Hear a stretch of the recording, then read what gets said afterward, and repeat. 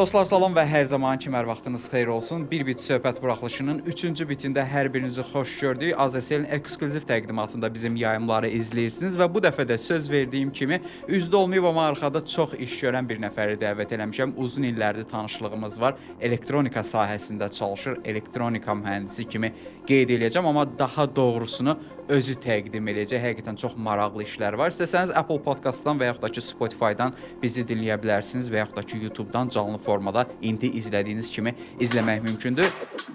Elgün Həsənov, Elgün xoş gəlmisən, xoş gördük bir bitdə. Bugün ümid edirəm ki, maraqlı bir söhbət alınacaq. İlk olaraq ondan başlayaq ki, özünü təqdim elə izləyicilərimizə. Salam Fərid, çox sağ ol dəvətinə görə təşəkkür edirəm. Mən Elgün Həsənov, elektronika mühəndisi, təlimçi, elektronika mühəndisliyi üzrə təlimçi, radio həvəskar və eyni zamanda Azərbaycan Radio Həvəskarlar Cəmiyyətinin qurucularından biri.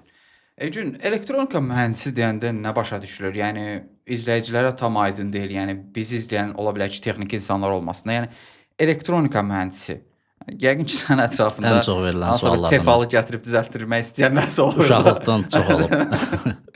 Nə iş görürsən? Yəni elektronika mühəndisi olan bir adam, o mühəndis nə işi görür? Ümumiyyətlə Azərbaycanda elektronika bazarında, elektronika bazarında demək, elektronika cəmiyyəsində fərqli sahələr üzrə fəaliyyət göstərənlər var. Amma əsas iki hissəyə bölmək olar. Təmir üzrə, elektron cihazların təmiri üzrə və elektron cihazlarının layihələndirilməsi və istehsalı üzrə. Mən daha çox layihələndirmə və istehsal istiqamətində fəaliyyət göstərirəm. Yəni sıfırdan öz cihazlarımızı dizayn edirik, onların sxemini, proqram təminatını, cihazların plata dizaynı, çap lövhəsi deyirlər Azərbaycanda, onun dizaynını, yaşıl dediyimiz anakartlar, onların istehsalını, kütləvi istehsalının təşkili və s. Bu işlərlə məşğul olaram mən daha çox. Okey Elgün, məncə aydındır, yəni nə işi gördüyün, harda çalışdığın. Mən əsas müzakirələrimizə başlamaq istəyirəm, çünki texnologiya sahəsində böyük miflər var, xüsusən də elektromaqnit dalğaları ilə bağlı və sən də həvəskar radio dalğa mütəxəssisi olaraq onu necə adlandırırsan bilmirəm. Tam olaraq bayaq qeyd elədin. Həvəskar necə?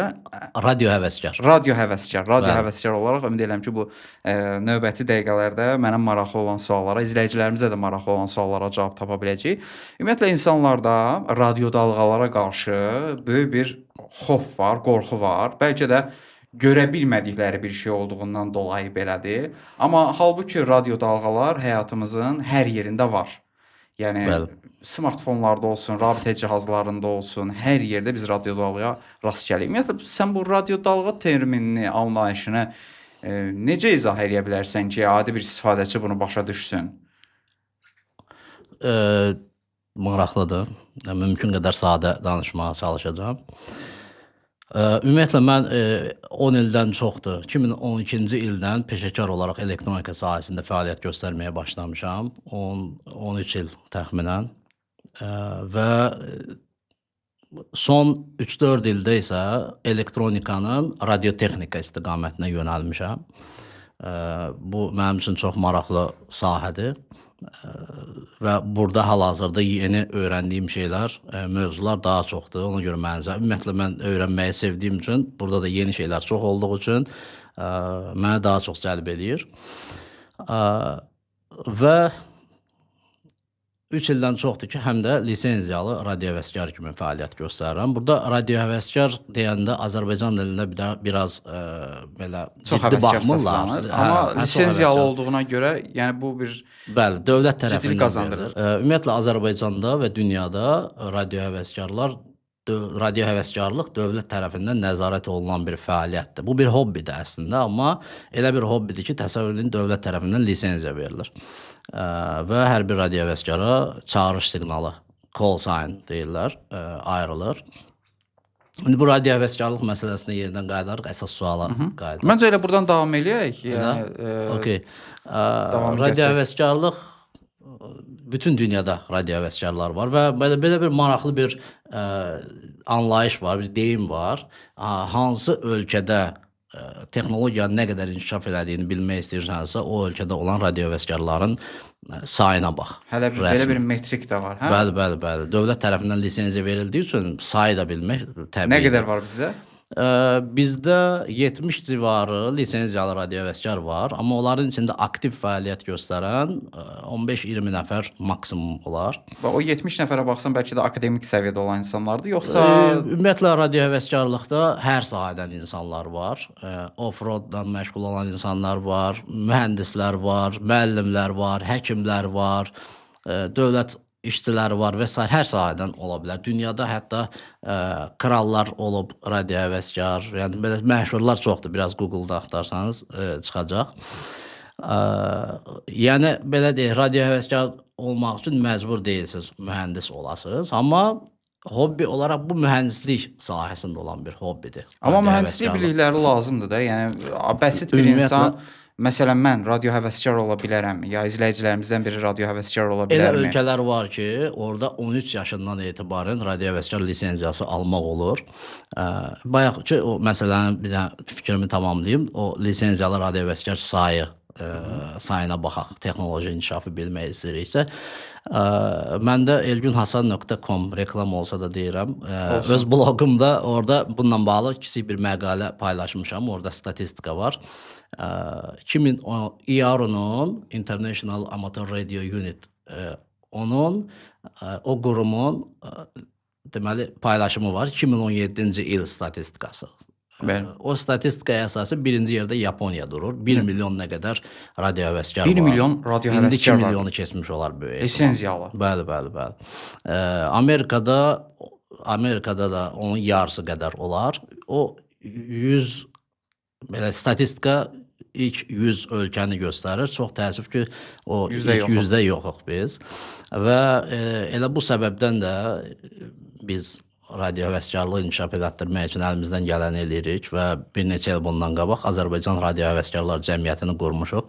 Digər radio həvəskar dostlarımızla bir yerdə və bu sahəni daha çox təbliğ eləməyə çalışırıq. Bu barədə videolar hazırlayırıq, paylaşımlar eləyirik, tədbirlər təşkil edirik və s. Yəni bu həqiqətən də mən statistika dedim. Birinci yerdə Yaponiya, ikinci yerdə Amerika, neçənci yerdə 6-7-ci yerdə Rusiya və s. belə davam edir. Yəni həqiqətən də baxsaq bu gün həqiqətən də o texnologiya sahəsində inkişaf etmiş ölkələr ilə radio həvəskarların sayı uyğun gəlir. Burada elə yeri gəlmişkən Çini qeyd eləmək olar. Son illərdə Çinli radio həvəskarların sayı efirdə Çinli radio həvəskarlar dəhşət çox görünməyə başlayıb. Bu da elə Çinli texnologiyanın son dövrlərdə daha da sürətlə inkişaf etdiyinin göstərici. Əslində çox məntiqli deyil səncə? Çünki texnologiyanın kökünə gedəndə, internetin dərinliyinə gedəndə, yəni radio dalğalara gedib dayanırıq. Yəni bu məlumat transferi olmasa, biz o dalğalarda datanı yükləyib ötürə bilməsək, demək olar ki, günümüzdə olan texnologiyaların çoxunu istifadə edə bilməzdik, əlçatmaz olardı. Ümumiyyətlə 100 ildən çoxdur ki, radio var. 100 ildən 120, 130, 1895-ci ildə Marconi ilk dəfə radionu kəşf edib. Əlbəttə, bütün hamısını Marconinin adına demək doğru deyil. O vaxta qədər çox alimlər üzərində işləyib. Eyni zamanda da Rusiya tərəfində Popov bu istiqamətdə fəaliyyət göstərib və o vaxtdan bu vaxta qədər radio texnologiyalarının inkişafı davam edir və elə o vaxtdan da radio həvəskarların bu radio texnologiyalarına töhfələri çox olub. Elə birinci radio həvəskar Marconinin özüdür. Yəni belə deyək, Azərbaycanda radio həvəskar biraz belə şey kimi görünsə də, qeyri-peşəkar səslənir, amma elə deyil. Radio həvəskar, bəzi televiziyalarda intervyular eşitmişəm, bizim dostlarımızın radio həvəskarlıqla bağlı intervyularını və orada aparıcılar, bizim radio həvəskar dostumuz dəfələrlə məsələni izah eləməyə çalışsa da, oradakı aparıcılar son olaraq mən belə başa düşdüm ki, yəni onların danışığından belə başa düşdüm ki, onlar elə bilir ki, radio həvəskarlıq radio dinləməyi sevən adam deməkdir. Bu qədər bəsitləşdirdilər məsələni. Təsəvvür edir, bunun üçün cəmiyyət qurulub. Radio həvəskarlar cəmiyyəti. Televiziya həvəskarları cəmiyyəti. Bəli, radio həvəskarlığın əsas fəlsəfəsi yaradıcılıqdır. Yəni sən özün sıfırdan öz radio qəbul edicini düzəldirsən, öz antenlərini düzəldirsən. Hətta deyərdim ki, radio həvəskarlar hər biri bu sahədə bir tədqiqatçıdır. Mənim evimdə şəraiti görsəniz, iki bina arasında böyük antenlər qurmuşam. Evdə böyük bir radio stansiya qurmuşam özümə, fərqli Hətta tezlik belə bir diapazonları. kartı var, izləyicilərə də göstəreyim. Bu radio həvəskarların vizit kartı sayılır. Radio həvəskarların vizit kartı. Əslində tam olaraq desək QSL kart deyirik biz buna. QSL kartı. Üzərində 4K6IH bu nədir? Onu radio həvəskarların dili ilə desək, İngiliscə məsələn desək 4 kilo 6 Eco Hotel, yəni 4 kilo 6 Eco Hotel. Burada NATO-dan fonetik əlifbadan istifadə olunur. Bütün dünyada bu belədir. Sadəcə biz belə fərqli dünyanın fərqli ölkələrindən fərqli dildə insanlarla ünsiyyətdə olduğumuz üçün o məsələn 4K6 4 kilo 4K6 EH desək, onu efirdə qarşı tərəf dinləyərkən başa düşmür. Ona görə fonetik əlifbadan istifadə edirik. Kilo deyirik, eko deyirik, hotel deyirik, alfa deyirik. Yəqin kinolarda o hərbiçilər tərəfindən o ifadələrin istifadə olunduğunu eşidibsiz radio ilə danışarkən. Həmin sistemdən istifadə edirik bizdə. O üzərində gördüyün o rəqəm 4 kilo 6 Eco Hotel, bu çağırış siqnalı deyirlər Azərbaycanda buna. İngiliscə call sign, rus dilində də pozivnoy deyirlər buna. Hər bir radio həvəskarın öz unikal çağırış siqnalı olur. Bəli. Və bütün dünyadan radio həvəskarlar bir-birini o çağırış siqnalı ilə tanıyırlar. Və məsələn 4 kilo və ya eşidə bilərsiniz 4 Juliet. Bu prefiksdir, Azərbaycanın prefiksidir. 4K ilə başlayan çağırış siqnalı. 994 kimi, ölkə kodu olduğu kimi bizim belə radio kodumuz var. Bu həmçinin hava deməli təyyarələrin də quyruğunda fikir versən 4K yazılır. Bu Azərbaycanın prefiksidir. Başqa ölkələrin də məsələn Tango Alfa, Tango Bravo, bunlar Türkiyənin prefiksidir. Başqa ölkələrdə məsələn Sierra Papa, SP ilə başlayır məsələn Polşada və s. Bu kodu sənə dövlət verir? Sufiks isə bəli dövlət tərəfindən verilir. Sufiksdir. Sonrası isə sufiksdir. Məsələn 6 Bakı Abşeron yarımadasını göstərir, 5 Naxçıvanı göstərir, 3 hətta bölgələrə görə. Bəli, bölgələrə bölünür. Bölgələrə görə bölünür o. Eko Hotel isə Elgün Həsənov o hərflər boşda olduğu üçün mən götürə bildim. Yəni o da böyük ehtimal boşda olacaq çünki Azərbaycanda o qədər radio həvəskar yox. Amma məsələn başqa ölkələrdə o ehtimal çoxaldı. İndi hərə orada çalışır, imkan varsa götürürlər. O maşın nömrəsi kimi qoşa nömrə falan götürürlər. Bəli. Məsələn burada belə bir şey var ki, bir neçə ildən sonra mən bir hərf azalda bilərəm. O təcrübə artdıqca bu baş verir. Rankın güclənir elə. Amma çox vaxt bizim radio həvəskar dostlarımız o hərf, məsələn elə adamlar var ki 3 hərflidir. Sonunda 3 hərf var amma onu silmir. Niyə? Çünki ilk aldığın bir çağırış siqnalıdır və sən onunla tanınırsan artıq dünyada. Ona görə. Bu QSL karta qayıtsaq, QSL kart radio həvəskarlar bir-biri ilə rabitə keçirdikdən sonra ki, bu rabitələrin də məqsədi əsas, yəni fəlsəfəsi budur ki, siz öz radio stansiyalarınızı, öz antenlərinizi, atmosfer şərtlərini və s. test etmək üçün edirsiniz o rabitələri bir-birinizdən, bütün dünyadan. Və siz rabitəni tamamladıqdan sonra bir-birinizə raport verirsiniz, siqnalınızı qiymətləndirirsiniz. Onları QSL kartın üzərində qeyd edirsiniz. Məsələn, mən sizdən rabitə keçirdim.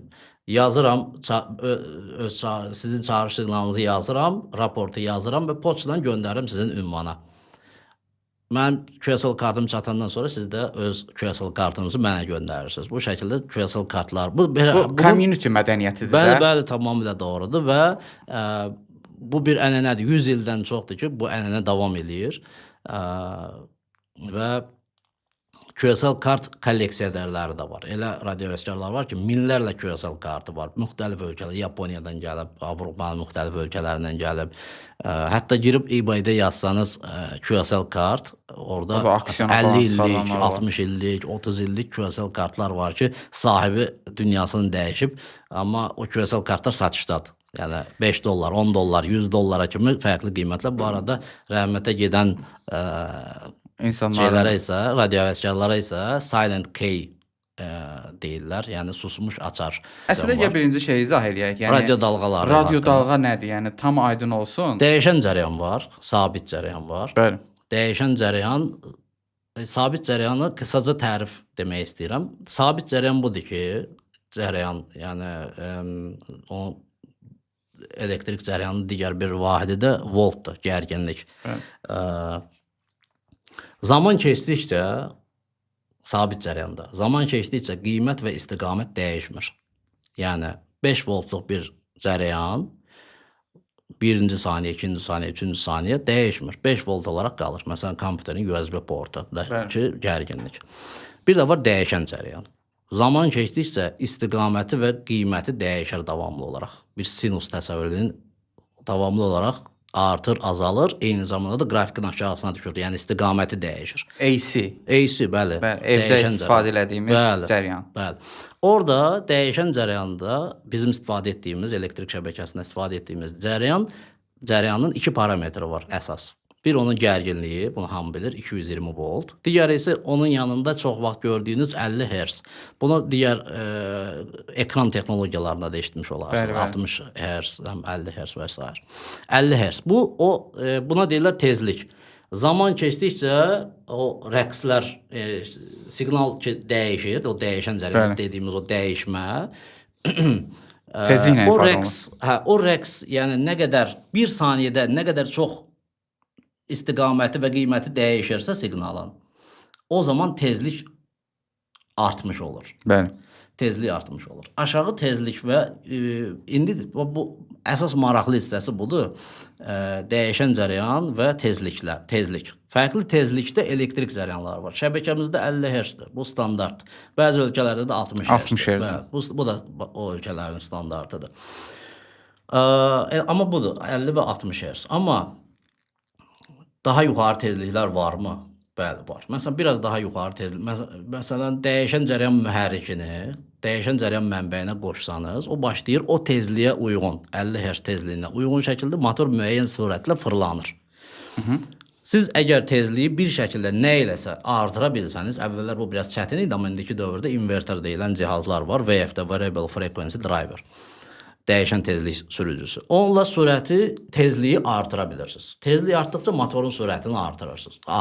Motorun sürəti artır. Yəni bu tezliyi dəyişmək mümkündür. 50 Hz yox, 50 Hz alıb onu 100 Hz-ə də qaldırmaq olur. Bəli. Yəni elektron cihazlar var ki, onlarla fərqli tezlikdə siqnallar əldə edə bilirsiniz.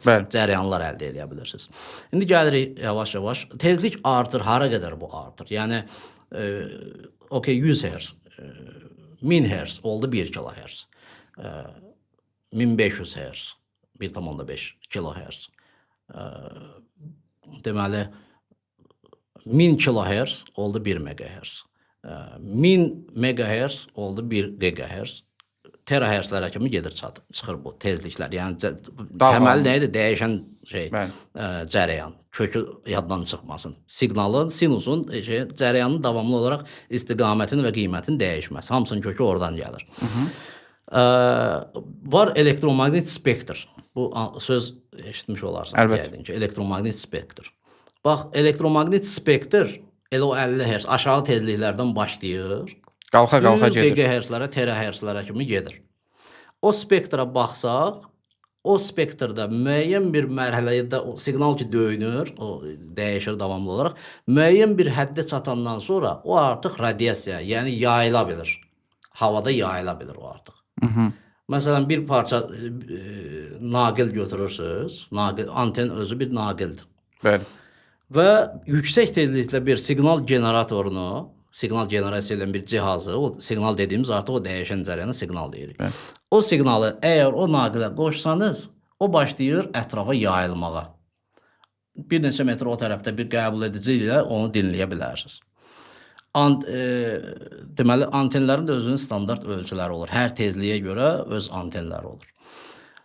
Artıq başladı, deməli, müəyyən insan qulağı eşidə bilir 20 kHz-ə qədər bu səs diapazonudur, aşağı tezliklərdir. İnsan qulağı 20 kHz-ə qədər eşidə bilir. Məsələn, heyvanları müqayisə eləsə itin qulağı 40 kHz-ə qədər eşidə bilir.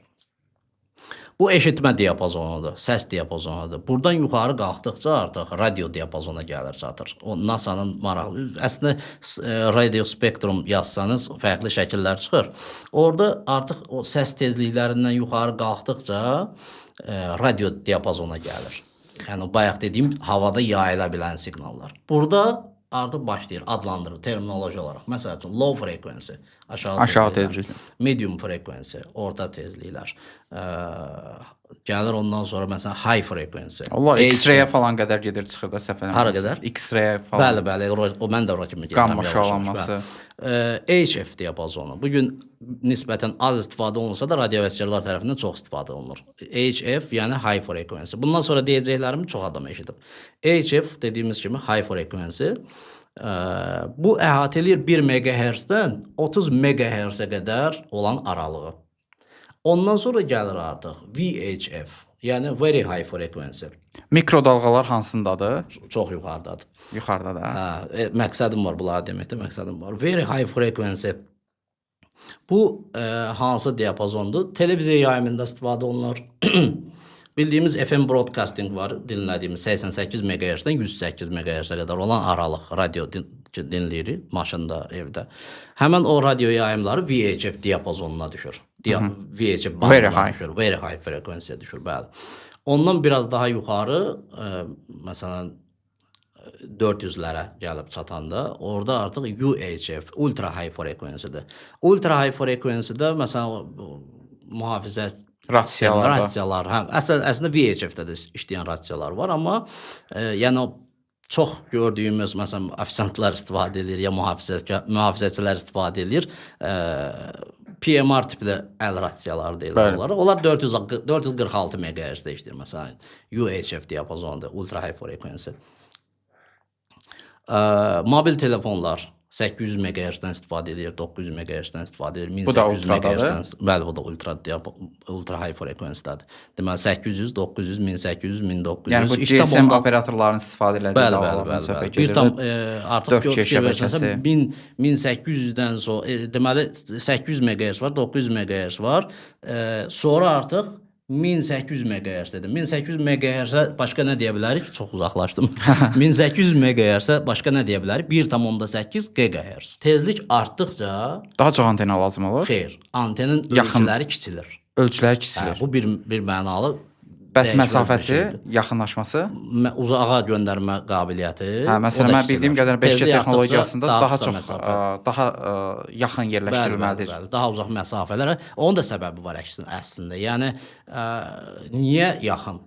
Dalğa boyu kiçilir belə məntiqlə yoxsa? Dalğa boyu kiçilir, bəli. Tezlik artdıqca dalğa boyu kiçilir. Amma burada məsələ budur ki, o tezlikdə siqnallar, daş, divar, ağac, hamısı maneədir onun üçün. Yəni o maneələri keçə bilmir o tezlik. O maneəni keçə bilmədiyi üçün binanın bu tərəfinə birini qoymalısan, birini də o tərəfinə qoymalısan məcbur. Təpənin o tərəfinə keçə bilmir o tezliklər. Ona görə təpələrin üstündə daha yüksək yerlərdə quraşdırırlar. Orada güc məsələsi var. Məsələn, kənd yerlərində, belə açıq ərazilər, həyət evləri olan yerlərdə böyük əraziyə xidmət göstərən bir verici, bir baza stansiya qoyulur. Daha geniş əhatə dairəsi olur onun. Niyə daha geniş olur? Çünki vericinin gücü çox olur orada. Belə deyək də, orada vericilər, ümumiyyətlə mobil rabitədə vericilər maksimal gücü 80 vata qədərdir. 80 vata qədərdir. Amma deyim ki, mən evdə istifadə edirəm, öz otağımda, zərərinə baxası olsaq, indi o barədə də danışarıq yenə. Mənim evimdə öz vericim var, 100 wattdır çıxış gücü. Yəni, kim ki narahat olur. Ev üçün güclüdür. Məncə ev üçün kifayət qədər. Baza stansiya, təsəvvür elə, mobil baza stansiya, ən güclüsü 80 watt. Sən evində baza stansiya qurmuşsan da. Bəli, mən evdə qurduğum, amma mənim evdəki o 100 wattlıq vericimin tezlik diapazonu aşağıdır. High frequency-dədir. Sən çünki radio dalğa üçün istifadə edirsən də. Amma eyni zamanda biz, məsələn, UHF məndə neçə watt? 30 watt civarındadır. Bu da az deyil əslində, 30 watt. UHF istifadə edirəm mən. Məndə evdə fərqli radio stansiyalar var. UHF, VHF, HF diapazonlarını əhatə edən cihazlarım var, vericilərim var. Onların da çıxış gücü maksimum 100 watt. Dövlət ona görə lisenziya verir də. Evində Əlbəttə. baza stansiya qurmuşsan sonra mən başdı. Əlbəttə, hər bir radiohəvəskar öz avadanlıqlarına görə cavabdehdir. Qurduğu antenlərə görə, evdə işlətdiyi avadanlıqlara görə. Mən elə bir cihaz evdə istifadə edə bilərəm ki, mən efirdə danışanda sənin televizorundan mənim səsim gələ bilər. Yəni bu standartları var. Bunlara hər bir radiohəvəskar riayət eləməlidir. Bəli, məcburdur buna riayət eləməyə. Lisenziya o şərtlə verilir. Mobil şəbəkədə maksimum 80 watt-a qədər istifadə olunur dedik və bəzi yerlərdə hətta 60 watt-a qədər, bəzi ölkələrdə 60 watt-a qədər istifadə olunur. Bu vericinin çıxış gücüdür. Çıxış gücü nə qədər çoxdursa, siqnal o qədər uzağa çata bilir. Amma maneə olmamaq şərti ilə. Yəni əgər siz təpənin bu tərəfində bir verici qoyursunuz ki, o biri təpənin o tərəfindəki kəndə sizin vericinizin mobil şəbəkəni təmin eləyəsiniz, o istəyirsiniz çıxış gücünü eləyin 1 kilovat. Xeyri yoxdur. O təpə o siqnalın qabağını kəsəcək. Bəli. 5G texnologiyasında da o tezliklərdə tezlik yüksək artdıqca o maneələri daha çətin keçir. Mobil şəbəkə texnologiyalarında, yəni 4G, LTE, 5G texnologiyalarında dedik ki, UHF bandından, diapazondan istifadə olunur. Üzü yuxarı növbəti mərhələ SHF-dir, Super High Frequency. Burada artıq onlarla GHz-dən gedir söhbət və bu diapazonda istifadə olunur. Bu diapazon, bu tezlik diapazonu istifadə olunur daha çox peyk rabitəsində. Yəni telekommunikasiya peykləri yerlə peyklər, kommunikasiya peykləri arasında qurulan rabitədə istifadə olunur ki, yəqin ki, növbəti mərhələdə bu peyk məsələlərinə də toxunarıq. Mikrodalğalar bunun arasındadır. Mikrodalğalar elə burasındadır. Elə bunlar mikrodalğalar. Çünki istehlakçıya da çox bu dalğalardan mikrodalğalar GHz-lər artıq mikrodalğalar deyək də. Bildiyimiz evimizdə olan mikrodalğalar sobalar bu tezlikdə çalışır. O da düşür 2,4 2,45 GHz-də mikrodalğalı sobalar 2,5 Hə, mikrodalğalı sobalar 2,45 GHz tezliyindədir. Və onlarla baza stansiyaları gəl müqayisə eləyək. Baza stansiyalar dedik ən yüksək güc istifadə olunur 80 watt. Şəhər içində istifadə olunan o bayaq sən dedin yaxın məsafələrdə olan vericilər, onlar 3-5 watt civarında olur. Çox azdır, yəni onların çıxış gücü. Mənim adi əl rasiyamın, ucuz əl rasiyasının belə çıxış gücü 5 watt cibində gəzdirdiyin. Bunlarla müqayisədə mikrodalğalı sobalarda, sənaye tipli mikrodalğalı sobalarda 1,2 kilovata qədərdir, yəni 1200 watta qədərdir. Evdə istifadə olunan mikrodalğalı sobalar isə təxminən 600 watt civarındadır. Yəni bir mobil baza stansiyanın, ən güclü mobil baza stansiyasının vericisindən 10 dəfə daha güclüdür evdə istifadə etdiyimiz mikrodalğalı soba. Orada istifadə olunur magnetron deyilən bir qurğu var. Orada 2,45 GHz. Niyə 2,45 GHz su molekulların titrəşməyinə daha effektiv təsir göstərir ki, o titrəyərək istilik yaradır orada. 2,45 GHz-lik bir siqnal generasiya olunur orada, amma onun baza stansiya antenləri ilə fərqi budur ki, o baza stansiyalar yayır. Amma mikrodalğa bir qutunun içində bir nöqtəyə fokuslanır. Bəli. Və orada da elə boşqabın da fırlanmanın səbəbi odur ki, hər dəfə o nöqtələrdən yemək keçsin fırlanaraq da. Yəni yeməyin bir nöqtəsini isitməsin. Fokuslanıb orada yüksək güc. Məsələn, fikir verirsinizsə, qapağı açıq vəziyyətdə işə düşmür o. Ehtiyat tədbiridir bu. Mikrodalğalı sobanı işə salıb, qapağı açıqca işləmir. Dalğanı çölə vermək ehtimalına görə. Bəli, məsələn, kimsə götürüb əlini içinə salsa, mikrodalğalı soba əlini bişirər, məsələn. Dedik ki, SHF kosmik rabitədə istifadə olunur. Mikrodalğalı da dedik, vericinin çıxış gücü çoxdur. Eyni zamanda o metal qəfəsin içindədir. Buna deyirlər Faraday qəfəsi.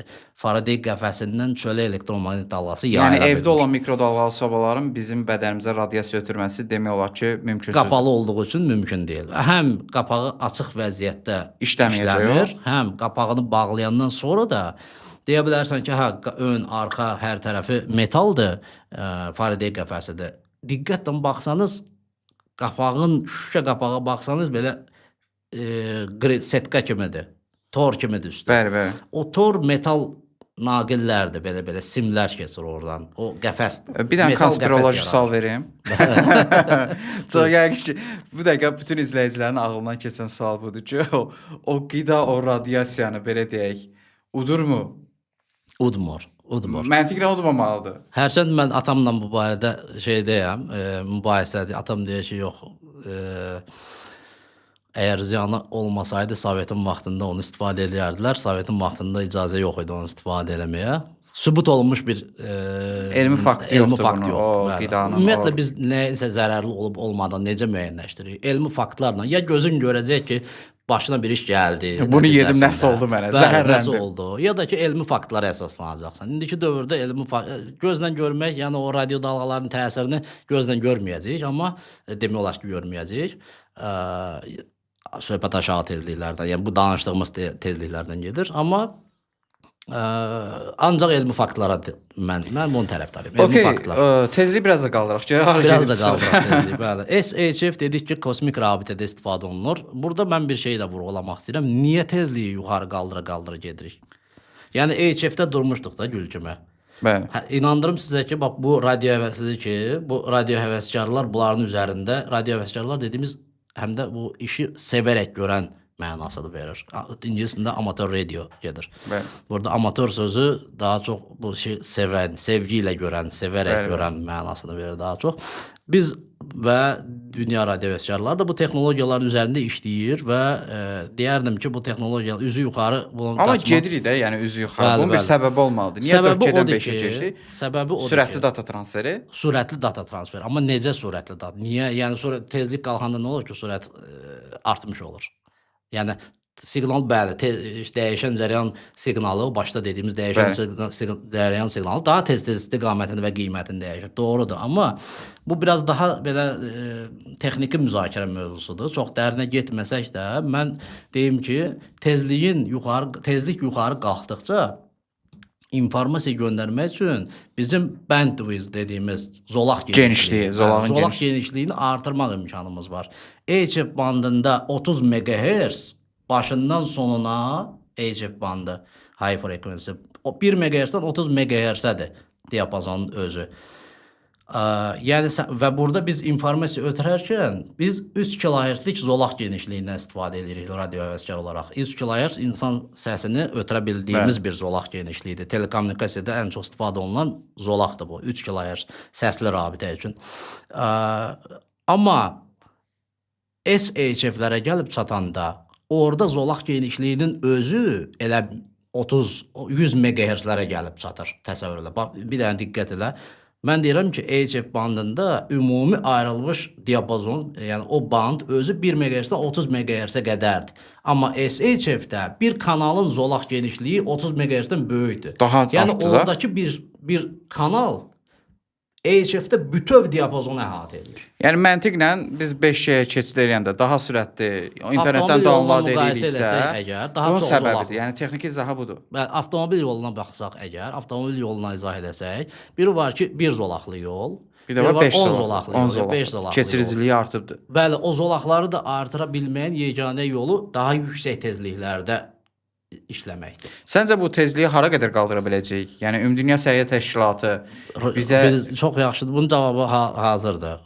Rentgenə çatanda dayanacaq. X-ray şüalarına çatanda dayanacaq. X-raydə dayanacaq, hə?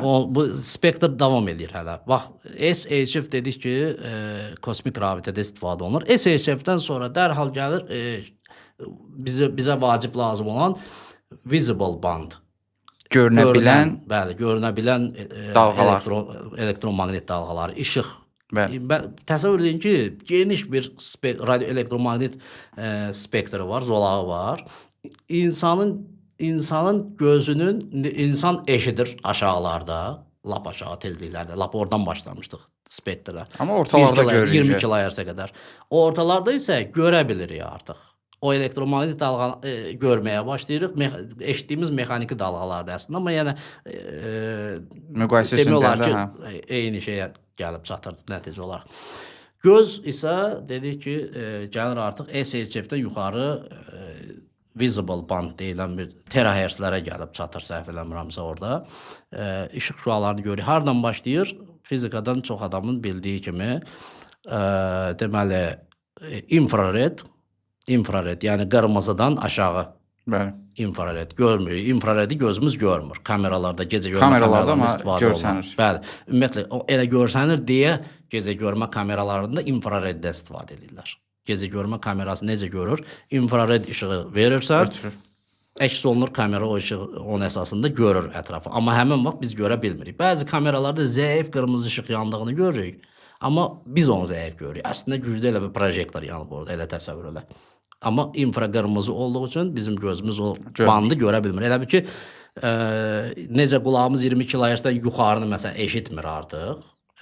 Gözümüz də O tezlikdə limitlənib. aşağını, infraqırmızıdan aşağını, qırmızıdan aşağı infraqırmızıdır. İnfraqırmızını görmürük. Sonra gəlir qırmızı, qırmızıdan sonra rənglərin ardıcıllığı əzbər yadımda deyil, göy qırşağı rəngləri var idi, əzbərlətdirirlər. Hətta bir cümlə var idi o vaxt, bir cümlə ilə yadda saxlama var idi. Baş hərflərindən yadda saxlayırdılar. Qarı nənə, nə bilim, nəsə belə bir şey var idi.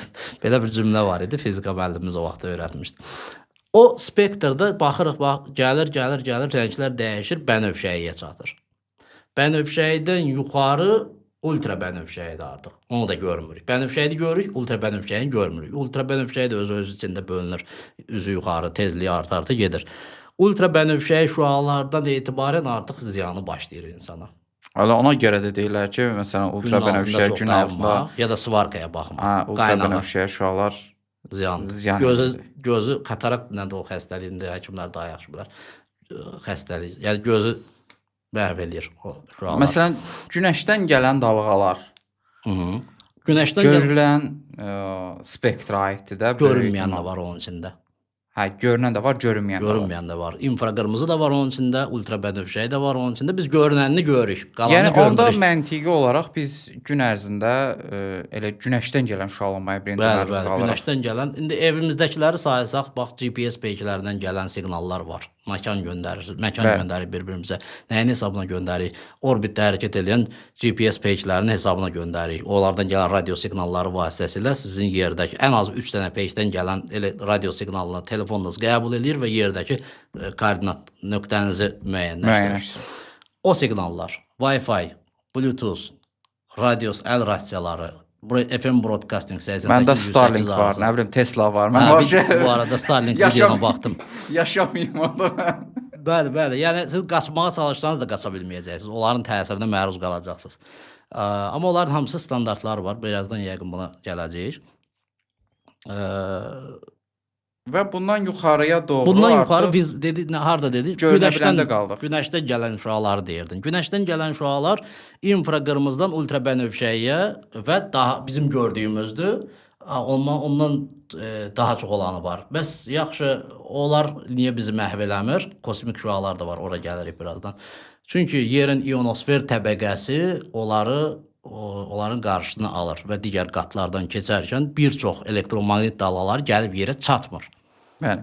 Gəlib yerə çatmır. Bu da bizim bəxtimizin gətirməyidir. Ona görə də sağıq və yer üzündə yaşayırıq hələ ki. Amma ionosfer bizim üçün çox vacibdir. İnsanlıq üçün çox vacibdir. Radio həvəskarlar üçün də ionosfer çox vacibdir. Birazdan yeri gəlir, ona da toxunarıq. Yerin ionosfer qatı. Radio həvəskarlar üçün qaldıraq deyirəm şüalar görə hara gedirik. Qalxırıq, hə. İonosfer qatı radio həvəskarlar üçün, hamı üçün əslində, yəni radio rabitədən istifadə edən hər kəs üçün. İonosfer qatı müftə, pulsuz peykdir sanki. Radio siqnallarını əks etdirə bilir. Ondan sonra danışarıq yenə, vaxtımız qalsa. Qalxırıq. Visible dedik, ultra bənövşəyi ilə bitir. Ultra bənövşəyi artıq ziyanlı öz təsirini insana göstərməyə başlayır. Elektrik qaynaq prosesi var, svarka dediyimiz. Bax, həmən orada fərqli elektromaqnit dalğaları yayılır. O cümlədən ultra bənövşəyi şüalar da yayılır orada, görmürük. Orada gözüm svarkaya düşdü deməyin elmi əsası gözünə ultra bənövşəyi şüa gəldi deyildi. Bəli, elədir ki, var. Elə o ultra bənövşəyi şüalardan mikrobları da bəzi bakteriyaları da məhv eləyirlər. O tipdə istifadə olunur. Ona da baxmaq olmaz. Məsələn, otağı təmizləyərkən o ultra bənövşəyi lampa yanan otağa girmirsiniz. Orada proses bitəndən sonra siz oraya keçə bilərsiniz. Ultra bənövşəyi şüalardan sonra artıq üzü yuxarı X-ray gəlir. bildiyimiz rentgen şüaları. Bu rentgen şüaları artıq iyonlaşdıra biləndir, bayaq danışdığımız kimi. O Molekulyar quruluşu dəyişir. dəyişə bilir, bəli. O insan hüceyrələrində öz təsirini göstərir, ciddi şəkildə təsirini göstərir ki, onun da atası deməyəcək, anası, səhv eləmirəmsə, Maria Curie idi, değil mi? Maria Curie. Ki onun elmi yazıları, qeydləri, dəftərləri, əşyaları bugün xüsusi mühafizə olunan, belə deyək də, otaqlarda, qutularda saxlanır. Hələ də orada radiasiya var. O kağızlarda, o dəftərdə, qeydlərdə və istifadə etdiyi əşyalarda o radiasiya hələ də var. Rentgen şüaları. Ondan sonra bu səbəbdən də elə ona görə ki, rentgen otaqlarının mühafizəsi daha yaxşı olur. bəli. Həkimlər o şüalardan kənarda qalırlar və Mütləq orada fikir verirsinizsə, örtükdən istifadə edirlər. eyni otaqda olmur. İndi əvvəllər məsələn yəqin ki, orta məktəbdə sən də yoxlamaya falan gedibsən, rentgen yoxlamasına. Orada bir örtük olur. Həkim o örtüyün arxasında olur. Yəni metal örtüyün arxasında olur. Amma indiki o müasir xəstəxanalarda heç o otaqda olmur. O otaqda olmur, ümumiyyətlə kənar otaqda Bəli, olur. kənar otaqda olur və orada da fikir versənsə hamilə qadınlara giriş qadalandı və s. Orada qeydlər olur ki, daha təhlükəsiz olsun. Bu rentgen şüalarıdır. Rentgen şüalarından sonra, yəni X-ray dediyimiz, Kosmikə gedirik yəqin ki. ondan sonra gamma şüaları Gamma. gəlir və ondan sonra da kosmik şüalar gəlir. Hətta maraqlı bir dənə şey deyim. Kosmosda kosmonavtlar niyə skafandrda olur? Birinci ağla gələnlərdən biri budur ki, orada hava yoxdur, nəfəs ala bilmir. Onun vasitəsilə nəfəs alır. Əslində kosmik şüalardan qorunurlar. Bəli, həm əsas kosmik şüalardan qoruyur. Skafandrdan çıxsa kosmonavt nəfəs havasızlıqdan əvvəl radiasiyadan məhv olacaq. Yəni o qədər güclü təsir edəcək ki, havasızlıqdan Radiasiyonsuz onu məhv edəcək. bəli, radiasiya daha tez məhv edəcək. Maraqlı. Belə. Kosmik şüalar artıq spektrimizin sonudur. Yəni bundan sonra o yana qalxa bilmirik artıq. Kosmik dalğalardır. Onlar da ki, çox Bəs gamma şükür gəlib şüalanması? çatmır. Gamma da elə o Bir əvvəlkidir də. kosmikdən bir əvvəlkidir. Hə. Və bunların hamısı da bu arada kosmosda var ha. Sadəcə Hamısı var. Hamısı var. Sadəcə ionosferi keçib yerə gələ bilmirlər artıq onlar. Yerin ionosfer qatını keçib gələ bilmir. Yəni təbii bir qoruyucu örtüdür. Təbii bir yəni. qalxanımız var. Onun hesabına qorunuruq. Məncə kifayət qədər izah elədin. Yəni bu radio dalğa anlayışını, spektrlara qədər toxunduq. İnsanları həmişə maraqlandıran bir sual. Əslində bu müzakirə ərzində bunu danışdıq. Hansı həddə qədər, yəni icazə veriləndir? Yəni qlobal normalar var ki, yəni bu həddən sonra məsələn insan sağlamlığına zərər göstərə bilər də. Biz o həddin harasındayıq, yəni texnoloji olaraq indiki dövrdə? Yəni 5G konspiroloji olaraq çox müzakirə olundu ki, insan sağlamlığına ciddi zərərdir. Sən indi deyirsən evində 100 vatlıq bir çıxışı olan verici saxlayırsan. Yəni sənin kimi bir elektronika mühəndisi, yəni ailənin yaşadığı bir yerdə yəqin ki, ağılsız olmalısan ki, bilə-bilə zərərin onu orada saxlayasan da. Tamamilə doğru. Hə, deməli nəsə bilirsən ki, saxlayırsan. O nəsəri bizlə də bölüş ki, yəni izləyənlərdə də bir rahatlıq yaransın. Bu standartlar nə deyir bizə? Ümumiyyətlə insan səhhətinə ziyanlı olan hissəni danışdıq hardan idi? Ultrabənövşəydən etibarən özümüz görə bilirik ziyanını. Bəli. Yəni Faktiki ultrabənövşəy olaraq görürük, get günün altında dayan. getdin günün altında dayanır, dərin məhv elədir. Xərsəngə belə gətirib çıxara bilər o günün altında çox qalmaq, günəş şüalarına birbaşa məruz qalmaq. Niyə oradakı ultrabənövşəy şüaların zərərindən bu baş verir? Daha yuxarısı isə məsələn Çernobil kinosunu məsələn xatırlatmaq istəyərdim. Yəqin ki tarixi olaraq hamı bilsə, çox adam bilsə də, vizual olaraq da filmdən bir çox şeyi orada müşahidə elədik ki, mən bir dostumuzun atası elə oradakı o xilas etmə komandasında iştirakçılardan biri olub. Azərbaycanda Çernobildə iştirak eləmiş çox adam Qurbanlar olub. çox idi. Və həmçinin orada o xilas etmə işlərində də çox iştirak edənlər olub. Və o kinoya baxandan sonra, dostumuzun atası baxandan sonra dedi ki, düzdür orada mübahisəli söhbətlər də var idi. Yəqin ki, yadındadır kino çıxandan sonra çıxdı ortaya. Amma çox əsasən kinodakı demək olar hər şey həqiqətə əks etdirirdi. O da elə canlı şahid idi və dedi. Orada da Yəni nüvə radiasiyasından söhbət gedir orada da orada. artıq səhv eləmirəmsə qamma X-ray və üzü yuxarı qamma şüaları olur və zərərinin də insanlara göz qabağında necə olduğu məlumdur. Bəli. Bunlar gözlə bayaq ki müzakirə elədik. Yəni bir var elmi əsaslara, elmi faktlara əsaslanacaq. Bir də real gözlə nəticəni gördüyümüz şeylər. Bəli, bunlar gözlə gördüyümüz şeylərdir. Elə o ultrabənövşəyidən etibarən. Digərləri isə nəticəsini görə bilmirik. Yəni məsələn burada danışırıq telefondan qulağımıza tuturuq. İndi neçənci sinif mən 2000 ilk telefonum 2004-2005-ci illərdən telefon istifadə edə Rahat bir 20 il istifadə edir. Bəli, qulağımızın dibindədir. 20 ildir istifadə edirik qulağımıza tutaraq danışırıq. Yəni ən həssas bölgəmizə yaxın yerdə tutub danışırıq bunu və bu günə qədər yəni bir zərərini mən görməmişəm. Heç olmasa 20 ilə bir qulağımızda nəsə bir dəyişiklik baş verməlidir. Bəli, o da olmuyor. İkisindən birində fərq olardı. Eynən, hə. Odur ki, müşahidə edə bilmirik. Heç nəyi müşahidə edə bilmirik. Amma konspiroloji məsələlər, düzmü ifadə elədim? Bəli, konspirologiyada bu bir bəhanədir, bu şeydir, yaxşı bir bəhanədir. İnsanların çoxu da buna inanır. Elə mənim YouTube kanalımda da bundan bağlı bir neçə video var və altında yazılan kommentləri bir dəfə oxumuşam, bəs eləyib. Yəni ikinci dəfə oxumaq istəmirəm orada yazılanları. Və aşağı düşsək, yəni bildik, bəli, ultrabənövşəyi, elektromaqnit dalğaları insana gözdən görünür ki, ziyandır, amma aşağıları sübut eləyə bilmirik, daha doğrusu görə bilmirik. Amma bununla bağlı da elmi araşdırmalar elə radionun yarandığı gündən demək olar ki, başlayıb. Bu elmi tədqiqatlar, araşdırmalar aparılır, bu gün də davam edir. Bu günə qədər də bunun insan səhhətinə olan təsirləri davamlı olaraq araşdırılır. Və ciddi bir təsir görülməyib bu günə qədər. Buna rəğmən standartlar tətbiq olunub və orada o, belə deyək də, bayaq qeyd elədim, onu insana olan təsirini ölçmək demək olar ki, mümkün deyil. Amma ona görə də onunla bağlı müəyyən standartlar var. Ümumi çəkiyə yayılan çəki tərəfindən, məsələn, mən 50 deyirəm, 80 kiloqramlıq bir insanın ümumi bütün həcm boyunca udduğu elektromaqnit dalğaların miqdarı güclə göstərilir. SAR deyilən bir dəyər var smartfonlarda. Elə deyəsən odur. O udma dəyəri kimi hesablanır. Radiasiyanın udulma dəyəri bu formada deyilir. Bəli. O orada hər kiloqrama düşən güc watt hesablanır. Hə, o da onun beynəlxalq standartları var, ayrıca Avropa standartları var, Amerika standartları var və o standartlarla bayaq dediyimi bir dəfə təkrarlayıram. Yəni yuxarı gücün belə ciddi təsiri müşahidə olunmasa da, yenə də standartlar tətbiq olunub və standartlara görə bu güc həddi çox aşağıdır.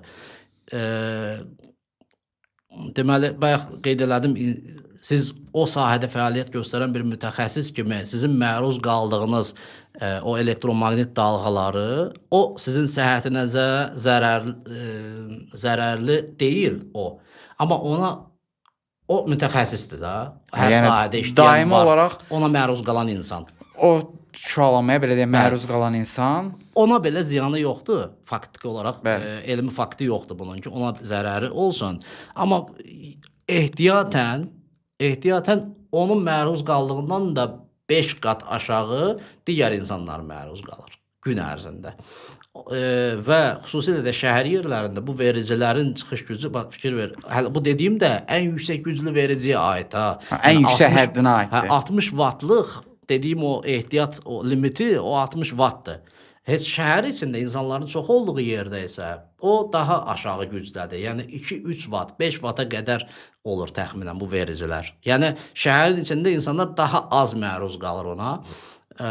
Kənd yerləri, açıq ərazi kənddə yox, elə şəhərdə də ola bilər. Bu açıq ərazilərdə, geniş ərazilərdə isə o vericinin gücü çox olsa da uzaqda dayanır. Yəni daha uzaqdan əhatə eləyir. Bəli, onun təsiri az olur. Bu arada bir dənə də şey maraqlıdır qeyd edeyim burada.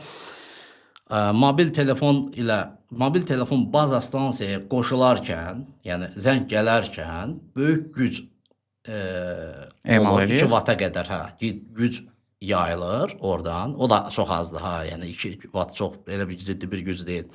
2 watta qədər güc olur baza stansiyaya qoşulma anında. O rabitə ki təmin olundu, artıq danışmağa başlayırsan, onda rabitənin etibarlı olması şərti ilə minimuma endirir. Loru dildə desək dalğanı tutandan sonra Bəli, o bəli. dalğadan datanı göndərir. Bəli, bəli. Salır aşağı gücü.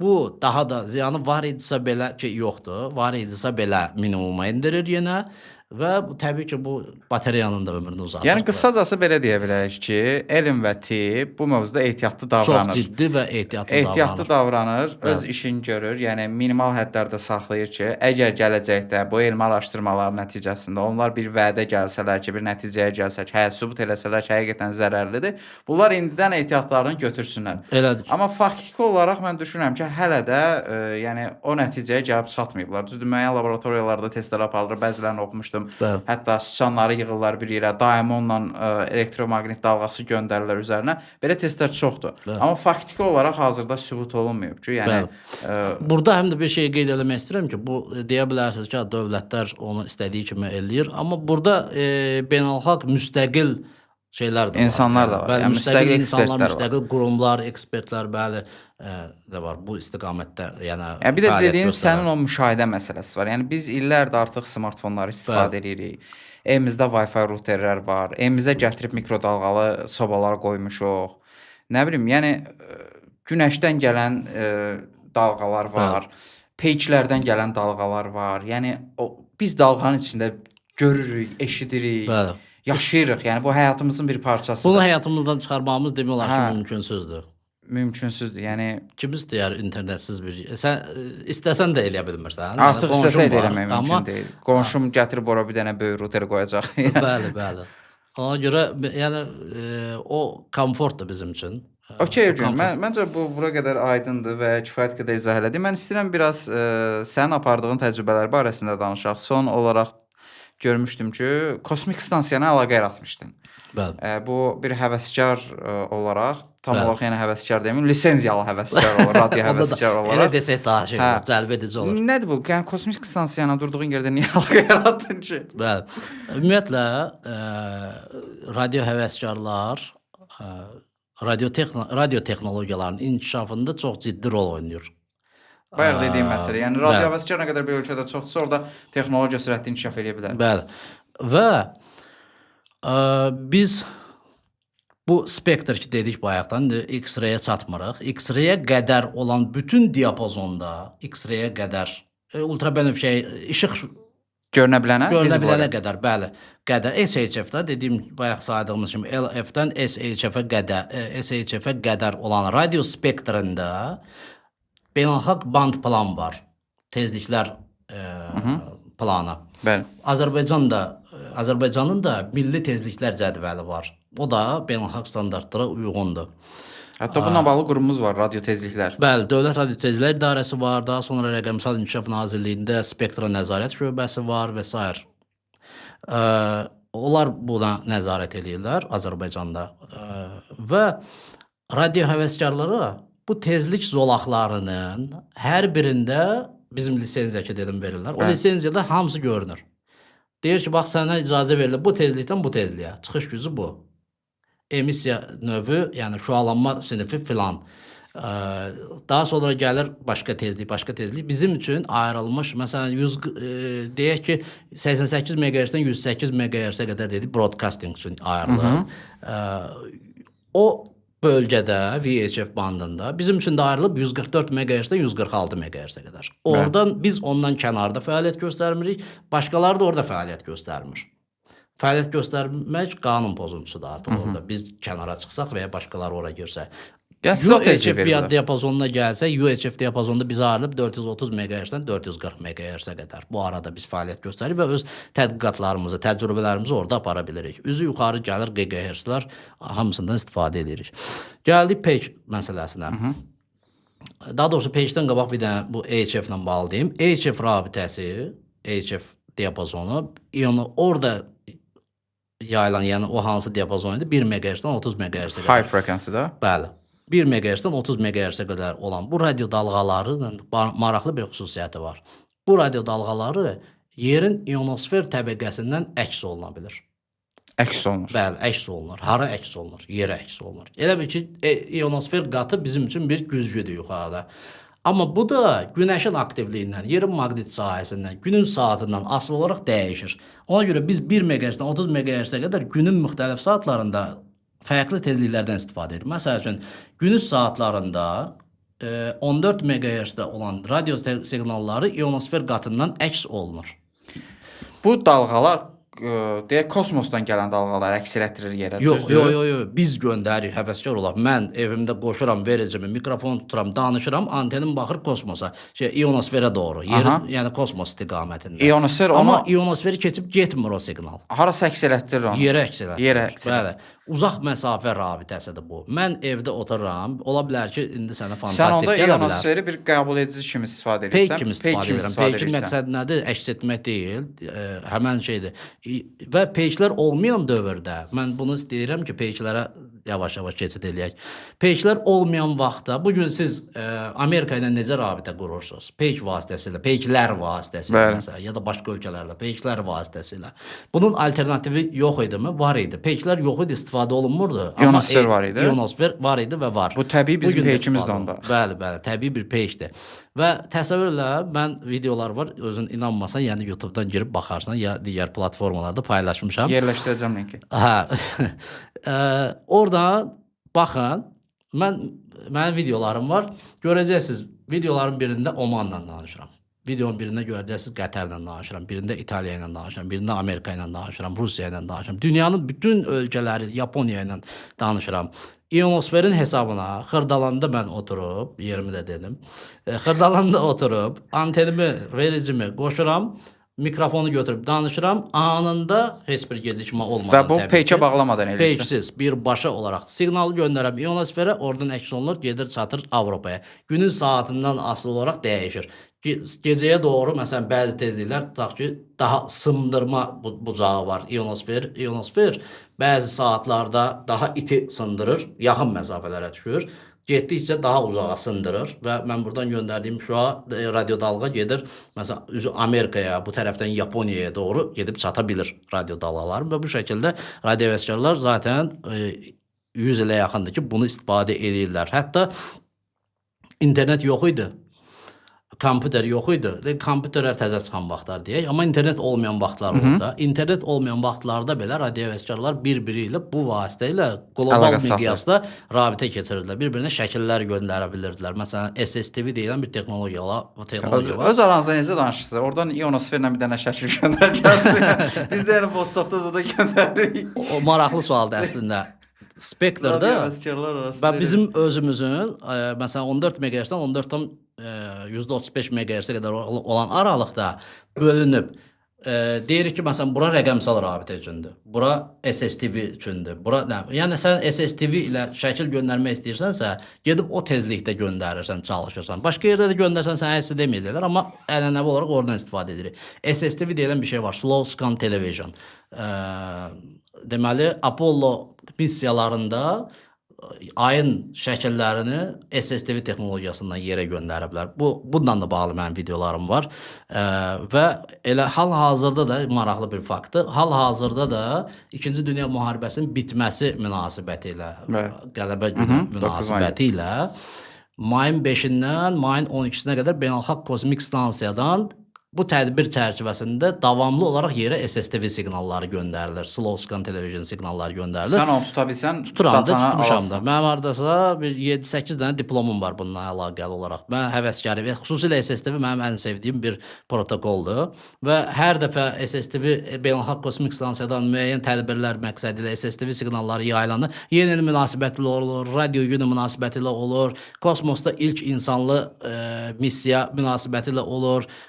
Və s. müxtəlif məqsədlərdə o da elmi tədqiqatlar üçün istifadə olunur. Mən qəbul edirəm o şəkildə. Sonra report edirəm, onların saytı var ora. Və eyni zamanda da P2-dən gələn siqnalı eşitdiyimi də report edirəm ki, digər insanlar da həm o texnologiyanı istifadə edən onların sahibi, həm də digər insanlar da bizim reportlarımız əsasında onun fəaliyyətdə olduğunu, hələ də eşidildiyini, işlədiyini görürlər.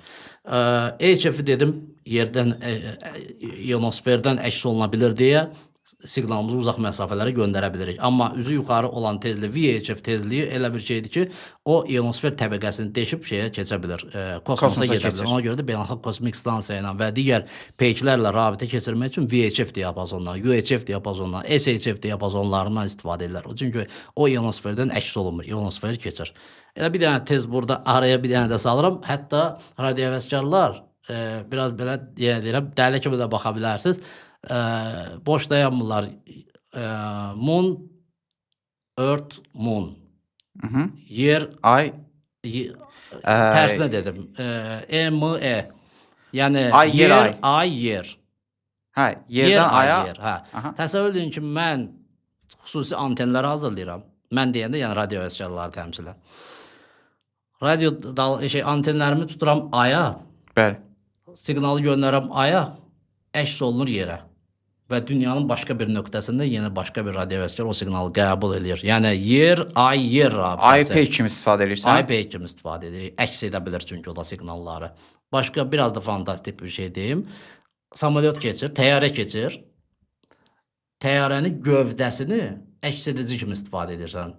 Anteni tutursan təyyarənin gövdəsinə, sən də başqa bir nöqtədən o təyyarəyə tərəf tutursan və mən radio siqnal göndərim və sən onu qəbul edirsən. Sən göndərsən, mən qəbul edirəm. Məntiqlə Amerikada yaşayan bir adama təyyarədə ikimiz də birdən görə bilməyəcəyimiz üçün mümkün olmaz. Bir dənə fotonu ay üzərindən göndərə bilirəm? Bəli, göndərə bilirik. Heç ay üzərindən ehtiyac yoxdur ki, ionosferdən də göndərə bilirik. Yox, mən aydan göndərmək istəyirəm. Maraqlı olsun. Bax, bunların hamısını deyirəm, dinləyicilərimiz belə deyək də, mən hər bir şeyi burada çox geniş şəkildə danışa bilməyəcəm. Amma ən azından açar şeylər, mövzular deyirəm ki, davam eləsinlər. Özləri davam eləsinlər, maraqlananlar. HF-də ionosferi qeyd elədik. Ola bilər, mən bunu indi fikirləşdim, heç əvvəl də ağlıma gəlməmişdi. Ola bilər ki, ionosferdən ilhamlanaraq peyk texnologiyaları haqqında fikirləşməyə başlayıblar. Çünki orbitdən, yəni yerdən kənar, kosmosdan siqnalları əks edə bildiyi, əks etməklə nə əldə elədi? Uzaq məsafə rabitəsi. Bu arada bu gün də istifadə olunur gəmilərdə filan peyk rabitəsinin alternativ olaraq HF rabitəsi istifadə olunur. Ola bilər elə dediyim kimi uzaqdan əks etmə qabiliyyətini yəni o ideya ionosferin əks etmə qabiliyyətindən də gəlmiş ola bilər. Təbii olaraq yerləşdirilib çünki. Bəli. Və hal-hazırda radiohəvəskarlar tərəfindən buraxılmış peyklər var. Siz hamı kommersiya məqsədi ilə buraxılan peykləri bilir. Starlink. Həvəskarların özünün buraxdığı peyk. Radiohəvəskarların özünün buraxdığı peyklər var. CubeSat gedir. Bunların adı əsasən bir kub formasında olan CubeSat. Kubik formasında satellite, yəni peyk. O 1U, 2U, 3U ölçülər. 1U-nun ölçüsü 10 santimetrlik bir kubdur. Və bunlar elmi tədqiqatlar məqsədi ilə buraxılır. Həm radiohəvəskarlar tərəfindən buraxılanları var, orbitə yerləşdirilənləri var, həm də universitetlərdə elmi tədqiqatlar məqsədi ilə göndərilənləri var, orbitə yerləşdirilənləri var. Bunların ömrü 1 il ola bilər, bir neçə ay ola bilər, bir neçə il ola bilər, cürbəcürdür. Amma hal-hazırda 10 illərdir fəaliyyət göstərən radiohəvəskar peykləri var. Və bu peyklər vasitəsilə biz digər radiohəvəskarlarla orada yerləşdən repeater vasitəsilə, təkrarlayıcı vasitəsilə bir-birimizlə rabitə keçiririk. Məsələn, bir peyk gəlir, yerin üzərindən, deməli, Azərbaycan üzərindən keçərkən, məsələn, trayektoriyası, onları izləyirik, hamısını izləməsi üçün applicationlarımız var. Orbitron deyə bir proqram var. Orbitron proqramı ilə, məsələn, istənilən peyki mən izləyirəm, hansı saat, hansı dəqiqə, hardan keçəcək, bilirəm bunu və ona uyğun hazırlaşıram, rabitə qururam. Antenlərimi hazırlayıram, radiostansiyamı hazırlayıram, tezlikləri əvvəldən bilirəm, yazıram, radiostansiyama daxil edirəm və başlayıram orada çağırmağa. CQ, this is 4 kilo 6 Echo Hotel. Məsələn, from Azərbaycan və s. belə. CQ o deməkdir ki, CQ qısaca yazırıq, amma CQ səni axtarım. Şaban kinolarında var idi, arkadaş arıyorum deyirdi. Həmən söhbətdə əslində. Yəni səni axtarıram. Yəni danışmağa adam axtarıram. Test eləmək üçün adam axtarıram. O mənanı. Və oradan da kimsə yəqin ki, cavab Oradan da mənə kimi P2 izləyən başqa bir radio həvəskar var və o da mənə cavab verir. Bir-birimizlə rabitəmizi keçiririk. Nəyin vasitəsilə oldu? Bu dəfə ionosferin vasitəsilə yox, P2 vasitəsilə. P2-də quraşdırılmış, yəni repeater, təkrarlayıcı vasitəsilə. Tək səsli rabitə üçün yox, o P2-lərdə fərqli texnologiyalarda test edilir. Məsələn, bunlardan biri də APRS texnologiyasıdır. APRS texnologiyasında isə çoxdan var bu. 90-cı illərdən səhv eləmirəmsə istifadə olunur. Dünyada, Avropa tərəflərdə, Amerikada çox geniş istifadə olunsa da, bu tərəflərə doğru, şərqə doğru gəldikcə o texnologiya zaten xəritədə o qırmızı ilə görünür, o APRS gatewaylərdən yeri. Şərqə doğru gəldikcə seyrəlir, bir yerdə itir. Sonra biraz da şərqə gedəndə məlum tərəflərə yüksəlir yenidən. Çin, Yaponiya tərəflərə gedəndə.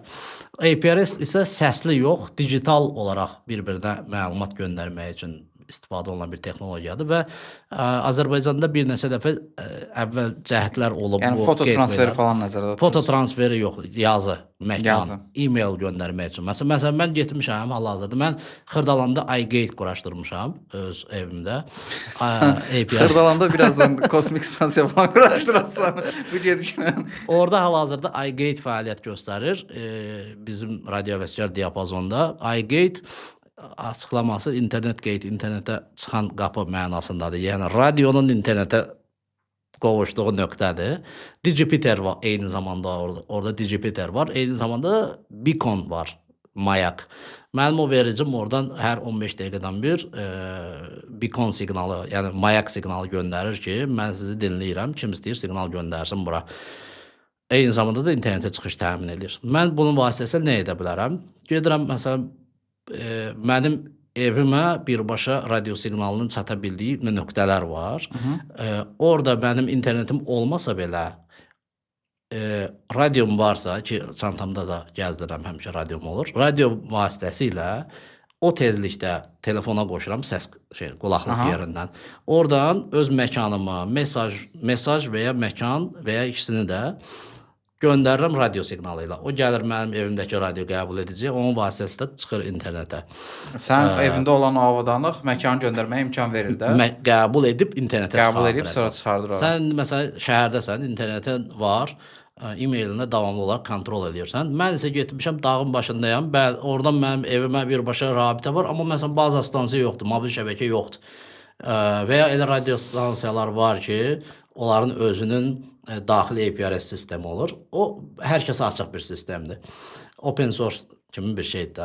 Və oradan mən mail yazıram, radiom vasitəsilə mail yazıram, göndərirəm. Mənim qəbul edicim onu qəbul edir. Mail servisi göstərən xidmətlər var, təmənnasız.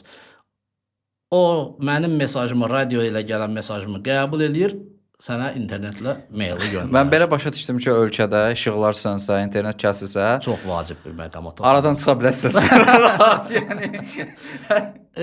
Həm də radio həvəskarlar o qiyamətə hazırlaşır deyə bilərik. Qiyamətə hazırlaşır. Biz davamlı qiyamətə hazırlaşmışıq. Bəli, zaten o Xırdalanan videonun başlığında belə qoya bilərik. Yəni xırdalanan kosmik əlaqə falan. Ola bilər. Çünki əlaqən də var. Onu da edirəm, bəli. Çünki bilirsiniz, kinolarda da görsən, o tipli kinolara da baxsan görərsən ki, rabitə üçün bunlar həmişə radiodan istifadə edirlər. O tipli kinolarda da göstərirlər.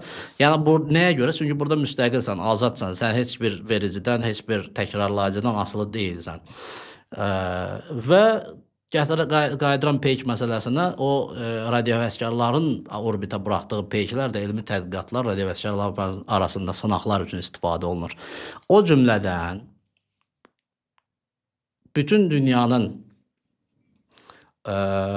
sülh içində, bütün dünya ölkələrinin, bir çox dünya ölkələrinin, böyük dünya ölkələrinin sülh şəraitində yaşadığı bir məkan var, beynəlxalq kosmik stansiya. Bəli, orada Rusiya kosmonavtları da var, Kanada kosmonavtları var, Yapon kosmonavtları da var.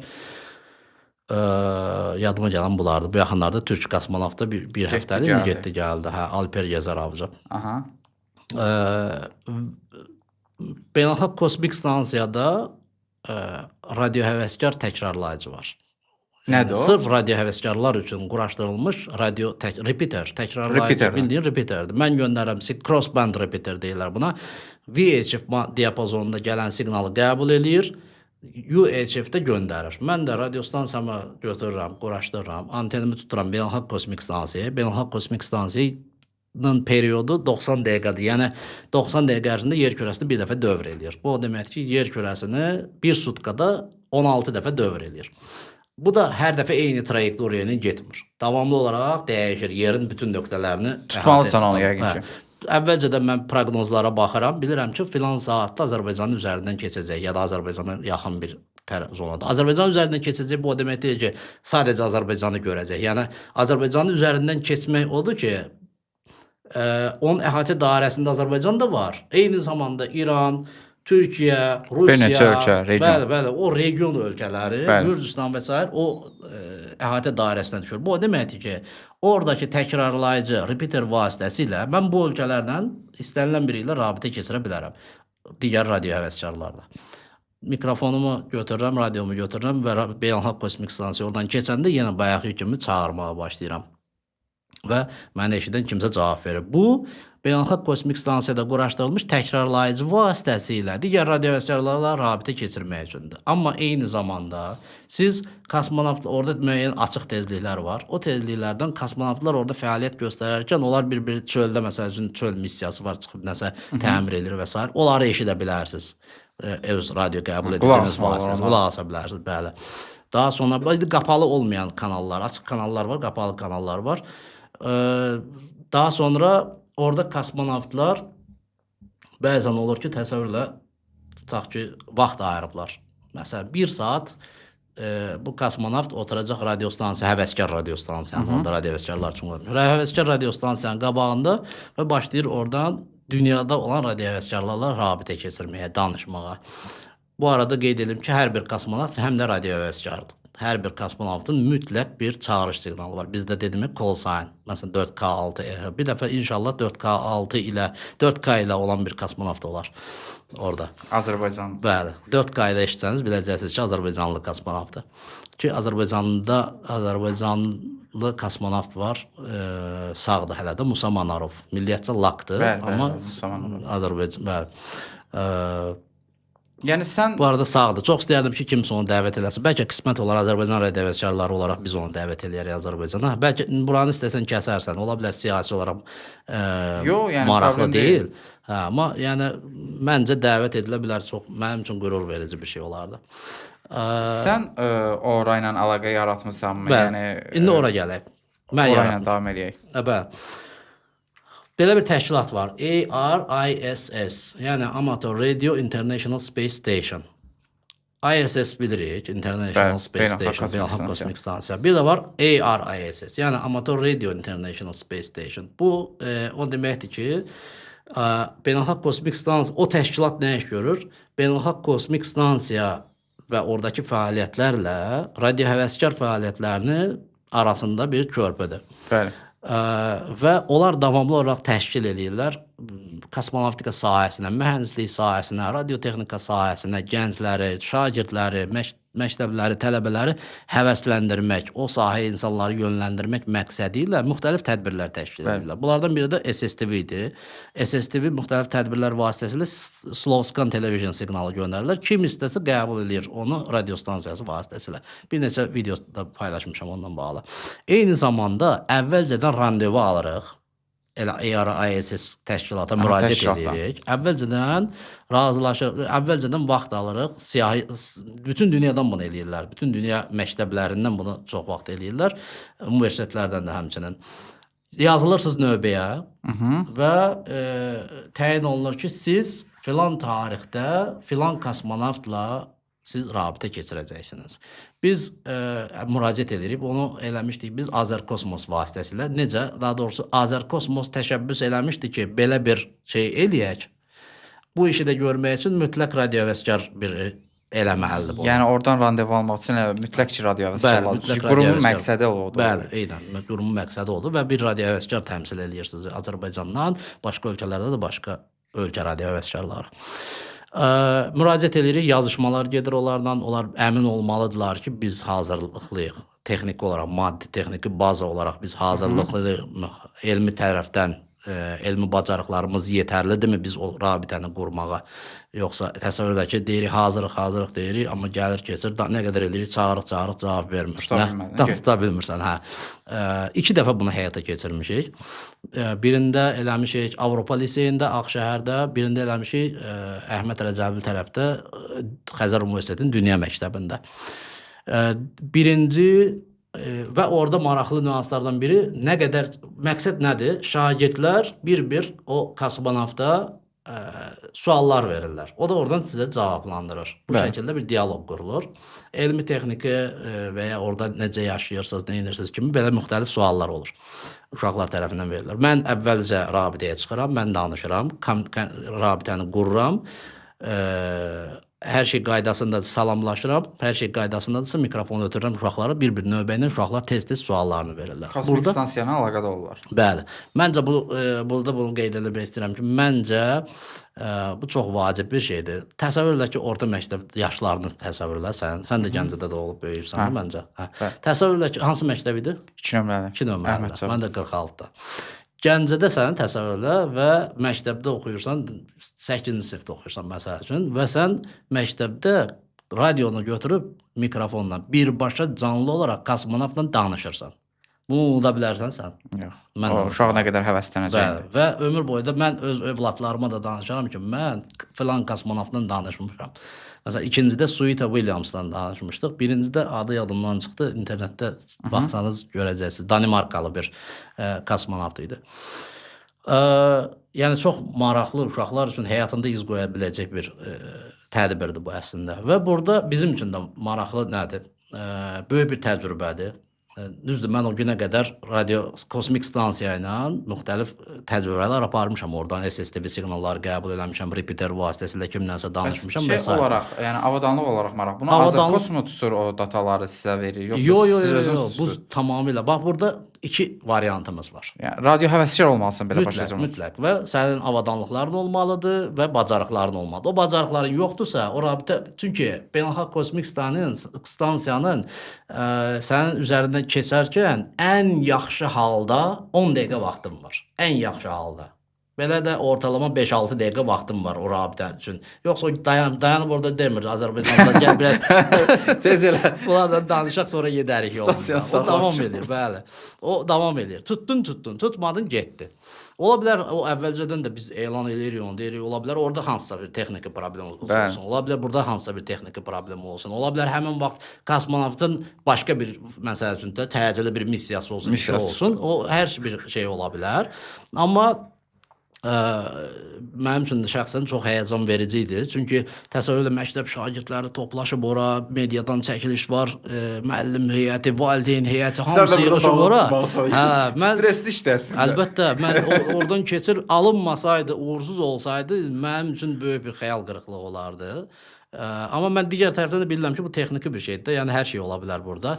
Birincidə dəqiq yadımda deyil, 10 civarı sual çatdırdıq. Orada belə deyək, nə qədər yaxşı olduğunu göstərən odur ki, neçə sual verib cavab aldın.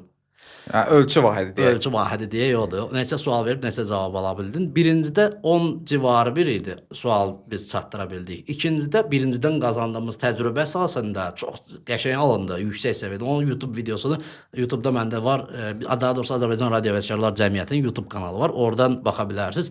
Başdan sona qədər Azərkosmosun əməkdaşı orada kosmosla bağlı məlumatlar verir. Sonra mən antenlərdən çıxırıq, hətta uşaqlarla bir yerdə krişada quraşdırdığımız, damda quraşdırdığımız antenləri izah edirik. Uşaqlar orada baxırlar necə orada anteni biz effektiv rabitə üçün hərəkət etdiririk. Yəni peki kosmik stansiyanı izləyirik. Onun sürətinə bərabər şəkildə yəni izləyirik ki, daha effektiv olsun rabitə. 17 sual çatdırdıq təxminən. 20 sual idi səhv eləmirəmsə. Bunun 17-sini çatdırdıq biz. Bu çox yaxşı bir göstərici. Böyük rəqəmdir. Və burada bir maraqlı bir nüansı qeyd eləmək istəyirəm. Kosmik stansiya ilə, kosmonavtla danışmağın uşaqlarla bir yerdə. Bu tədbirin iki variant, burada rabitənin iki variantı var.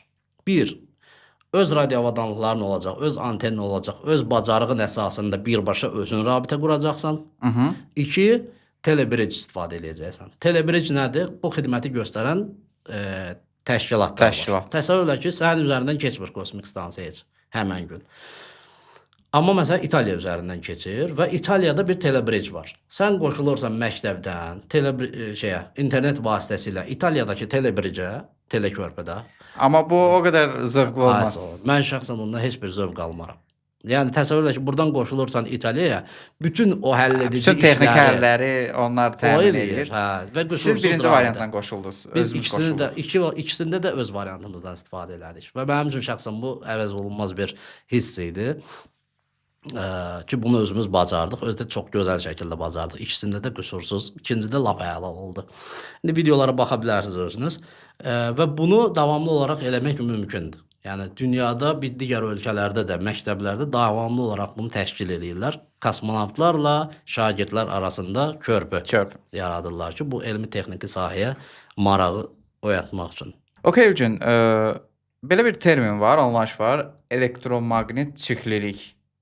Yəni bunu biraz aydınlaşdırmaq istəyirəm. Burada nə nəzərdə tutulur tam olaraq? Çox vacib və ağrılı mövzulardan biridir. Elektromaqnit çirklilik elektromaqnit dalğaların istifadə etdiyiniz cihazlara başqa elektromaqnit dalğalarının təsiri, mənfi təsiri. Elektromaqnit çirklilik dediyimiz əslində budur. Yəni məsələn, sənin sən mikrofonla danışırsan, amma sonra sən məsələn fasilədə dinləyirdin ki, görüm səs necədir. Amma sən səsi dinləyərkən orada başqa nə ola bilərdi? Məsələn, səs gələ bilərdi. Bu elektromaqnit çirklilik deməkdir. Məsələn, nə hardan qaynaqlana bilər? Bu təbiətin çirkləndirilməsi falan deyil. Xeyr. Təbiətin öz küyü var, bəli. Kosmik elektromaqnit dalğaları var, amma o elə bir şey deyil. Bu termindən ifadə olunmur. Bəli. İstisna hallarda günəş fırtınalarında filan o cihazlara təsiri var, düzdür. Amma o nadir halda olan bir şeydir. Amma insanların özlərinin yaratdığı ciddi bir elektromaqnit çirklilik var. Bir də işıq çirkliliyi anlayışı da var. O daha çox teleskopla müşahidə edənlər üçün olan bir termindir. Amma bizdə elektromaqnit çirklilik, biz deyəndə yəni radioəvəzkarlıqdan getmir burada. Sənin mikrofonunda da bu ola bilər. Bu hardan qaynaqlana bilər? Məsələn, orada kondisioner işləyir və kondisionerin asinxron mühərriki var ya da inverter mühərriki var. O inverter mühərriki işləyərkən ətrafa elektromaqnit dalğaları yayır. O yayılan dalğalar da sənin mikrofonunun kabeli tərəfindən qəbul olunur və düşür kompüterin yaddaşına. Eşidirsən orada zı ya da başqa bir formada o səsi eşitməyə başlayırsan. Bir çox insanın bu elektromaqnit çirklilikdən ümumiyyətlə xəbəri yoxdur. Bunu daha çox mühəndislər görür. Xüsusilə də biz radioəvəzkar olaraq onları çox yaxşı görürük. Məsələn, bax, qonşu otağının, hansısa otağın ya ayaq yolunun işığını yandıranda mən onu evdə hiss edirəm. Niyə? Evdə o qədər avadan qurmuşsan, hiss edirsən. Radiostansiyanı qoşuram və efirdəyim. Məsəl üçün Avropa ilə danışıram efirdə. İşığı söndür, danışa bilmirəm. Bir də görürsən ki, efirdə onsuz da bizdə küy deyilən bir şey var, noise. O danışanın səsi ilə bir yerdə küy müşahidə olunur. Deyə səs gəlir. Bəli. Bir mərhələdə görürsən ki, səs gəlməyə başlayır. Yəni, danışan adamın səsi küyün altında qalır. Küy səviyyəsi o qədər yuxarı qalxır ki, danışan adamın səsini eşitmirsən artıq. Və bilirsən ki, bu təbii küy deyil. Elektromaqnit çirklənmədir. Qonşulardan gələn küydür. Bizdə də şükür Allah binalar da yaxın-yaxına nə qədər mənzil var və orada qonşu məsələn hansısa otağın işığını yandıranda oradan gəlir. Deyə bilərsən ki, işığın nə dəxli var söhbətə. Yəni, işığı yandıranda niyə gəldi? Mən niyə işığı misal çəkdim? Çünki hal-hazırda mən deyim ki, Azərbaycanda ən çox elektromaqnit çirklilik. Mən bunu öz təcrübəm əsasən deyirəm, səhv də demiş ola bilərəm. Yəni, amma öz təcrübəm əsasən vurğulayıram bunu. Ən çox parazit mənbələri, küy mənbələri, yəni İşıqdadır. çirklilik yaradan LED işıqların özü yox. LED işıqların qida bloklarıdır. Qida Reklam küçələrdə, məsələn məndə maşında da radiostansiya var. Küçə işıqları, küçə reklamları və s. yolla gedirəm mən, radio ayarlayıram, yol boyu dəyişdirəm. Birincisi S-metr var, məndə siqnalın səviyyəsini göstərir. Baxıram ki, şəhərdən qırağa çıxdıqca S-metr düşür aşağı, tərtəmiz hər şey qaydasındadır. Hər bir radiovəskər istəyir ki, dağın başında tək yaşadığı bir ev olsun. Amma şəhər içində o 100%. Hə, şəhər içində bir də baxırsan ki, bir yerdən keçirsən, səslər gəlməyə başlayır dinamikdən. Və yaxud da ki, eşidilmir, amma bilirsən ki, var siqnal metr göstərir orada. Danışan adamın səsi zəif siqnal gələndə mən onu eşidə bilmirəm. Bunu biz çox aydın şəkildə hiss edirik. Bu elektromaqnet çirkliliyi biz aydın şəkildə hiss edirik. Və mən evdə istifadə etdiyim qida bloklarına baxsam, mən bütün otaqların işıqlarını xüsusi olaraq seçirəm. Digər radiovəskarlara da aiddir bu. Təsəvvür edək ki, öz evimin içindən parazit ola bilər. Qoşuram radiostansiyanı, dinləyirəm, efiri dinləyirəm. Orada məsələn uşaq getdi hamamının işığını yandıran kimi bir də görürəm başlayır. Onun dərdindən gedirəm, məsələn getmişəm, olub həqiqətən də getmişəm hamamın işıqlarının qida bloklarını dəyişmişəm. Axtarıb yaxşısını tapıb, bahalısını tapıb alıb qoymuşam, küy verməsin. Amma qonşununkini də gedib dəyişənmirsən axı, o biraz hansından gəlir, o Allah bilir. O küy, o çətin məsələdir. Təsəvvür edib qonşuya bunu izah etməyə çalışırsan ki, yox, beynəlxalq kosmik stansiyana əlaqə quracağam, bir dənə işıq qida blokunu dəyişək, adamı qovarlar evdən, nə danışırsan sən? Bir dostum var, radiovəskər dostum, Fərid 4 kilo 7 Romeo Foxtrot. Onun arzularının biri budur ki, şəhərdə hər yerdə işıqlar bir dəfə sönəyə. Tamam, olub. Qəşəng rahat əlaqə quraq. Bir ölçüm deyir, görüm nə qədər təmiz olacaq efir. Yəni o fərqi görüm. İşıqlarını tamam, akkumulyatordan qoşum, görüm necə olacaq efir. Və mən onu görürəm, məsələn gedirsən rayona, mən Gədəbəyə gedirəm. Bir dəfə təsəvvürdə Gədəbəydə getmişəm. Radiostansiyanı qoşmuşam, anteni qoşmuşam. Sahədə də biz tədqiqat edirsiniz. Tədqiqatlar aparırıq. Bəli. Təsəvvür edək ki, radiostansiyadan səs elə zəif gəlir ki, efirin küyünün səsi çox zəif gəlir. Narahat oldum. Dedim ki, yəqin ki, mən bunu daşıyarkən radiostansiya xarab olub. İş o yerə gəldi ki, mən radiostansiyanı sökdüm ki, bunun səsi niyə belə zəif gəlir? Danışanın səsi yox ha, efirin küyünün səsi. Fikirləşdim ki, radiostansiya xarab olub. Amma çirklik var imiş şardız. Yox imiş. Bən hədən imiş. Gədəbəydə dağın başındayım. Dağın başında nə çirklik olacaq? Cihaz yox, bir şey yox ətrafda. Yəni küy səviyyəsi çox aşağıdır, onu deyirəm. Hə, küy səviyyəsi aşağı küy səviyyəsi çox aşağı. Dinamikdən səs, küy, normalda radiostansiyanı qoşsan fış-fış səs gəlir. Eşitməzsən. Amma qoşuram, görürəm dinamikdən belə sakit səs gəlir. Şoka düşmüşəm ki, bu nədir belə? Cihazı sökmüşəm, dağıtmışam ki, bunun nəyəsə xarab olub deyəsən. Sonra yerinə yığdım, bir dostumuz var Kürdəmirdə, salamlayıram ağsaqqalımız Fərhad müəllim, bəli, 4 kilo 3 Mike. Fərhad qəşəng kod adları var amma. Özü belə deyir daha çox, 4 kilo 3 Mexico. Ondan xahiş elədim, dedim ki, bilirəm, yaxın keçid yoxdur həmən vaxtda. Dedim, Fərhad müəllim, danışa bilərsinizmi? Mən Gədəbəydəyəm, dinləyim, görüm, səsiniz necə gəlir. Normalda mümkün deyildi bir-birimizi eşidək. Ki, zaten o məni eşitmirdi. Mən onu eşidirdim. Onun tərəfində küy çox idi. Və mən eşitdim ki, Fərhad müəllimin səsi normal başa düşülən şəkildə gəlir. Ondan sonra başa düşdüm ki, problem şeydə deyil. Mən öyrəşmişəm şəhərin içində elektromaqnet çirkliliyin içində. Şəhər kənarda çıxanda belə olmağı normal. Belə deyə bilərikmiş ki, yəni o necə ki təbiət həmişə təmizdir. Bir təmiz hava almaq üçün gedirik rayonlara, belə yerlərə. Bu elektromaqnet dalğalarda da, yəni texnologiya tərəfində də səndə eyni şeymiş ki, bəli, elədir. Həmin bölgələr daha təmizdir. Yəni bax, tamamilə doğrudur. Məncə bu insan faktoruna bağlıdır. Yəni insanlar təbiəti məhv eləyir. Bax, orada sən suallardan biri var idi. Ağıllı şəhərlərdə elektromaqnet çirkliliyi ilə bağlı bir sualım var idi. Ağıllı şəhər çoxlu cihaz deməkdir. Hər cihaz ətrafa elektromaqnet dalğaları yayır. Sənin kameranda yayır, o da yayır, bu da yayır. Amma bunun bir standartı var. Necə insan sağlamlığına standartlardan danışdıq, onun da bir standartı var. MI standartı, elektromaqnet interferensiya, elektromaqnet interferensiya hədləri var. Yəni, ümumiyyətlə mühəndislikdə belə bir anlayış var. Elə cihaz düzəltməlisən ki, ətrafa elektromaqnetik interferensiya yayılmasın. Eyni zamanda elə cihaz düzəltməlisən ki, interferensiyalardan da təsirlənməsin. İki tərəfli. Amma bu gün ölkəyə idxal olunan bir çox cihaz, ucuz qida blokları, ucuz LED spotlar, işıqlar və ya ucuz telefon adapterları. Bunlar hamısı ətrafa elektromaqnetik. Bu arada mən bundan da bağlı bir videom var. TikTokda deyəsən paylaşmışam. Yerləşdirəcəm bütün videoları istifadə O edəcəyəm. elektromaqnetik interferensiya indi mən biraz danışdım, özümdən danışdım ki, mənə təsir edir. Mənə təsir eləmir ha. Sizin sistemlərə də Wi-Fi şəbəkəsinin zəifləməyi, deyirsən Wi-Fi yaxşı tutmur. Səbəbi çox ola bilər. Elektromaqnetik interferensiya ola bilər ətrafdan. Mobil şəbəkə, siz bilirsiniz, bəs mobil Dövlət Radio-Tezlər İdarəsinin əməkdaşları bunu da ölçürlər. Monitorinqini aparır. Monitorinqini aparırlar. Bəli. Məsəl üçün bazı mobil şəbəkə yaxşı tutmur. Avadanlığı quraşdırıblar hər şey qaydasında. Daha doğrusu sistem işləyir, amma nədirsə rabitə düzgün şəkildə qurulmur. Niyə? Səndə qıraqda bir generator işləyir ya da nə bilim kimsə nəsə bir hansısa bir qeyri-standart cihaz qoşub, ondan qaynaqlanan interferensiyalar olur. O bütün cihazların işinə təsir göstərir. Ağıllı şəhərlərdə də yaxşı cihazlardan istifadə eləsələr, keyfiyyətli cihazlardan istifadə eləsələr, çirklilik səviyyəsi standarta uyğun olacaq. Amma ucuz və keyfiyyətsiz cihazlardan istifadə olunsa, o elektromaqnetik çirklilik ətrafı bürüyəcək.